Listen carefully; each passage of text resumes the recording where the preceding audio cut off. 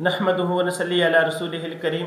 ذرا سوچیں، ایک ماں کی نصیحت جس نے تاریخ بدل دی، 4 بیٹے، ہر بیٹے نے اپنی ماں کی نصیحت کے مطابق ایک ایک کر کے اللہ کی راہ میں جان کی قربانی کا سب سے عظیم امتحان پاس کر لیا۔ کیا آپ نے کبھی سنی ہے ایسی ایمان کی طاقت جس میں ماں کی نصیحت اور اللہ کے حکم کی تکمیل ہو؟ حضرت خنسہ رضی اللہ تعالی عنہ مشہور شاعرہ اور اپنی قوم کے چند افراد کے ساتھ مدینہ ہجرت کر کے مسلمان ہوئی۔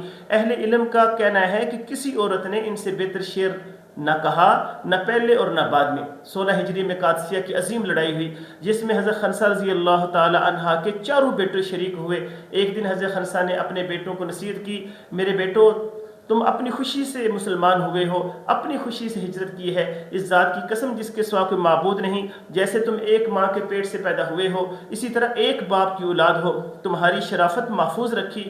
اللہ نے مسلمانوں کے لیے کافروں سے لڑائی میں کتنا بڑا اجر رکھا ہے۔